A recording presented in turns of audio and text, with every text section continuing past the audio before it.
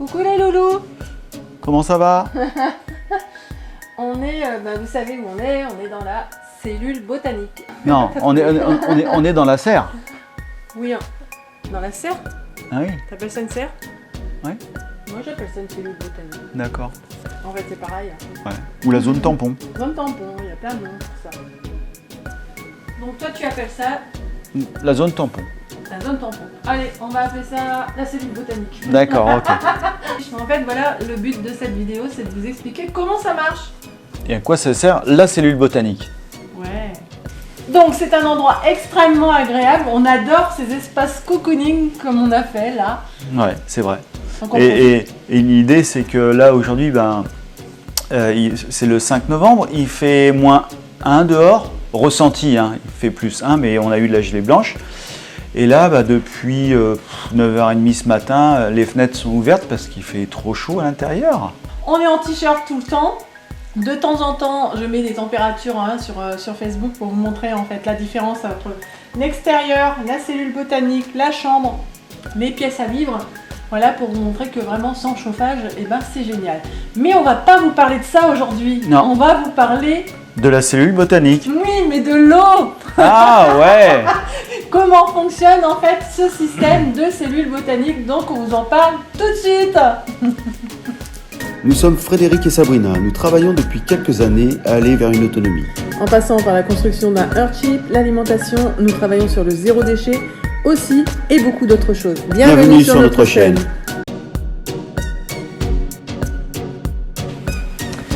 Alors, ce qu'on va faire dans cette présentation, on va vous parler en fait de la récupération des eaux parce que le but du Earthship aussi c'est l'autonomie.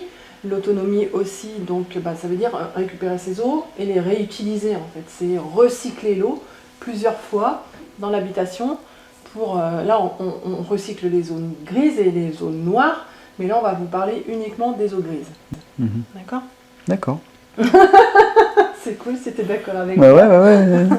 Je t'écoute. Non, mais vas-y, continue. Ah, c'est à moi, tu passes le relais? Ouais, Ok. je peux dire. Alors, juste pour faire une distinction entre les eaux noires et les eaux grises, comme tu l'as dit, les eaux grises, ça vient en fait de tout ce qui est lavabo, tout ce qui est salle de bain, tout ce qui est lavage, quoi. Et les eaux noires, ce sont les eaux en fait qui viennent des toilettes. D'accord? Aujourd'hui, pour nous, c'est une hérésie de mélanger les deux parce que avec. Voilà. Après les toilettes, on est en toilette sèche. On va vraiment vous parler uniquement en fait des eaux de Grise, douche, ok. de lavabo, D'accord. d'évier, de lave-linge, pour alimenter en fait ce petit jardin qui est là pour donner une alimentation en fait aux habitants donc du Earthship. C'est le but aussi, c'est l'autonomie en alimentation. Donc c'est un petit potager en fait, on peut le faire très bien plus grand et puis pouvoir se nourrir en partie en fait de la production qu'on peut faire en intérieur. Donc ça c'est aussi très intéressant. Je vais l'expliquer déjà succinctement, puis après on va aller voir un petit croquis là qu'on va faire comme ça, tout le monde pourra comprendre. Le principe, comme on vous a dit, c'est de récupérer les eaux grises. Les eaux grises, bien évidemment, dedans, on va dire entre parenthèses, il y a des polluants, mais il n'y a pas de polluants parce que nous on utilise des savons qui sont complètement neutres avec des produits naturels. Donc à partir du moment où il y a des produits naturels, ça peut se retrouver dans la nature, ça pose aucun problème. Surtout que la dilution est vachement importante. Vous voyez, quand vous prenez une douche, il y a 30 litres, le peu de savon que vous avez sur vous, dans une machine à laver, vous mettez un peu de lessive, mais par rapport au volume d'eau, c'est vachement dilué, donc il n'y a pas forcément beaucoup de problème avec ça. Aparté sur ça, en fait, en utilisant l'eau de pluie qui n'est absolument pas calcaire, vous utilisez encore moins de produits que ce qu'on pouvait utiliser avant, en fait, quand on avait l'eau de la commune. L'eau du réseau, oui. Donc là, donc c'est encore plus dilué parce que voilà, le shampoing, on en met vraiment moins parce que sinon on n'arrive pas à se rincer. Et donc, toutes ces eaux vont arriver dans la cellule botanique. D'accord? La cellule botanique, ce qu'il faut savoir, c'est qu'elle est quand même découplée de la terre. Ça veut dire qu'on a mis une membrane étanche.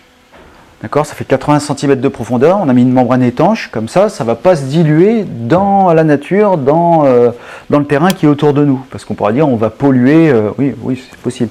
Sauf que là, l'idée c'est que les eaux restent à cet endroit-là, et elles sont toujours en mouvement. C'est-à-dire qu'à l'extrémité de la cellule botanique, on a une pompe qui récupère l'eau, qui l'envoie à l'autre bout, et ainsi de suite. Donc ça tourne en circuit fermé tout le temps, tout le temps, tout le temps. Et qu'est-ce qui se passe quand ça tourne en circuit fermé? L'eau, quand elle chute là-bas, parce qu'on ne l'entend pas, mais l'eau chute et elle capte de l'oxygène au passage, ce qui va activer des bactéries à l'intérieur de cette eau. Et les bactéries, qu'est-ce qu'elles vont faire? Elles vont dégrader en fait toutes les petites substances qu'il peut y avoir à l'intérieur. Une fois qu'elles sont dégradées, elles meurent et ça va former en fait de la nourriture pour les plantes qui sont ici. Alors, ce qu'il faut savoir, c'est que ça fait 80 cm de profondeur, il y a 40 cm de gravier et 40 cm de terre, avec un géotextile entre deux pour pas que tout ça, ça se mélange. Mais il y a une petite astuce. Est-ce que quelqu'un connaît les bacs Riviera, cette marque? C'est vieux comme le monde.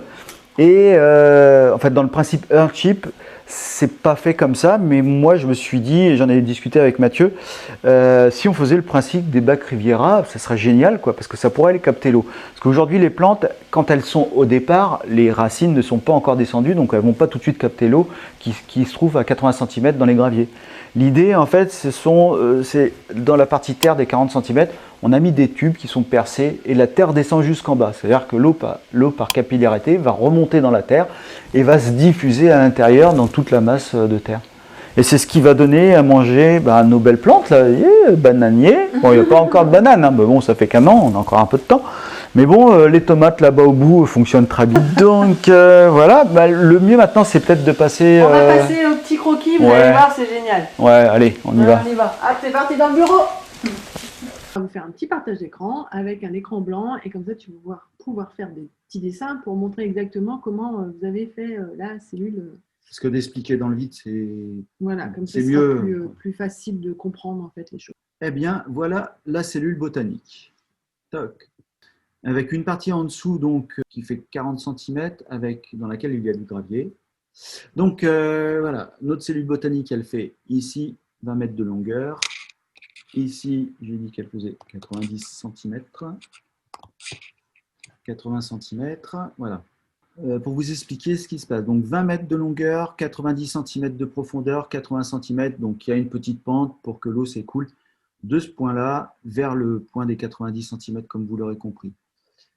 Sur la partie grise qui est en bas, là, ici, il y a 40 cm d'épaisseur de gravier, avec un feutre géotextile et au-dessus de la terre.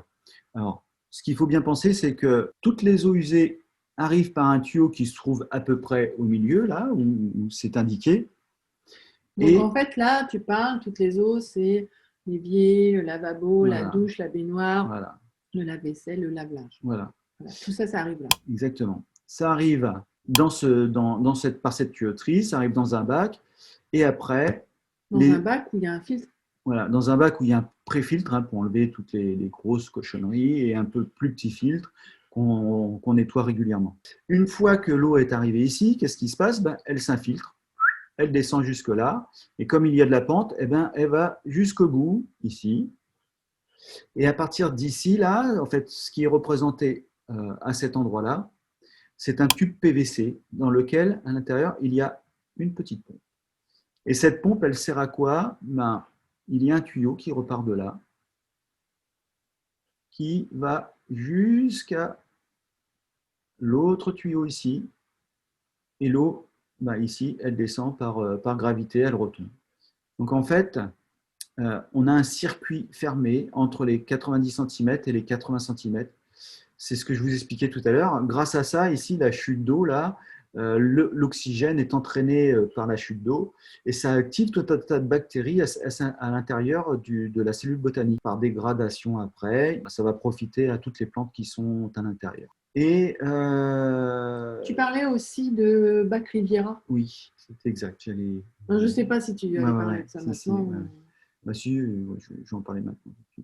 Ici, comme je vous ai dit, il y a de la terre et ici, il y a entre les deux, pour éviter que ça se mélange, un feutre géotextile. Et la petite particularité que, en fait, j'ai pas vu Earthship faire ce genre de choses-là, mais je me suis dit que ce serait pas mal. En fait, je me suis rappelé des bacs Riviera, comment ça fonctionne. Le principe de fonctionnement du bac Riviera, comme je vous l'ai dit tout à l'heure, c'est d'avoir des puits. Donc, j'ai créé des puits avec du tube qui est percé, du tube de drainage, avec un feutre géotextile.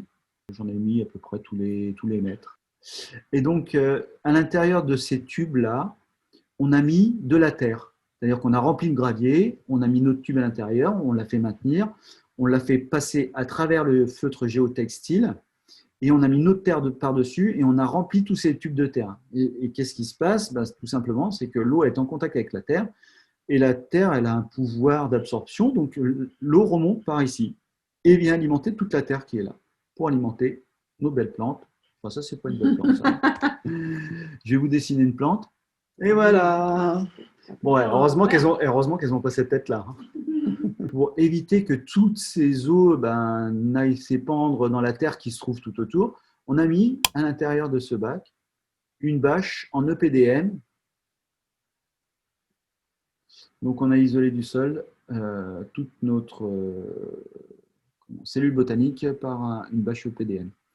Et ce qui se passe, en fait, on pourra dire, ouais, ça va se remplir, ça va se remplir, ça va se remplir. Oui, ça peut se remplir, mais on a déjà d'une part cette zone tampon où il fait toujours très chaud, il y a beaucoup d'évaporation, et puis il y a aussi nos plantes qui vont se nourrir de l'eau qui est là et qui évapotranspirent. T'aimes bien le nom technique là? Ouais. Qui évapotranspire, là, ici, il y a des petites choses, ça s'envole. Voilà, hop, hop. Et voilà quoi, en fait, la boucle est bouclée. On n'a pas besoin de polluer l'extérieur avec des eaux grises. Comme je vous ai dit, c'est très dilué, donc, et puis comme on utilise des produits qui sont neutres, eh bien, tout va bien. Donc rien de plus. Mais le seul truc, c'est qu'il faut qu'elle soit alimentée régulièrement. Sinon, il n'y a plus d'eau. Et donc, si on part une semaine, voilà, faut qu'il y ait du monde ici. Si on part 15 jours, voilà, faut qu'il y ait du monde ici. On espère que cette petite vidéo explicative de la cellule botanique. Tu regardes si je suis? Attends, je suis embêtée par les tomates.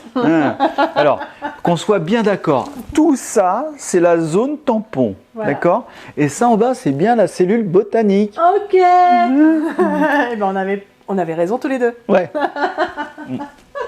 Presque. Donc, on espère que cette petite explication vous conviendra en fait pour pouvoir faire vos prochaines cellules botaniques dans votre zone tampon. Voilà, pour récupérer vos eaux grises et pouvoir alimenter votre petit potager qui on espère en fait vous produira plein de bonnes tomates, plein de bons fruits et puis faire plein d'expériences aussi. Et là on va vous montrer derrière nous, on a un bananier quand même qui est assez grand, commence à arriver au plafond. Donc on l'a mis fin avril, donc le 29 avril et là il est pas mal déjà. Bon, à côté, tiens. On cherche les bananes, mais...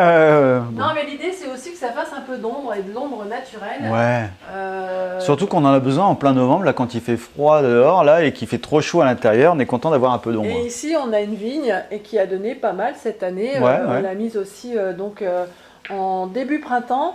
Et l'été dehors, elle végétait et ici, elle se plaît bien. Donc... on va la laisser là. On va la laisser là et puis c'est cool parce que de temps en temps, un petit grain de raisin au passage, c'est cool. Donc voilà, on vous fait des gros bisous. On vous dit à bientôt pour une prochaine vidéo. Et n'oubliez pas le petit pouce, de partager, d'aimer, de vous abonner. Comment ça, t'es pas abonné toi? Je t'ai vu. Je t'ai vu, oui, je t'ai vu.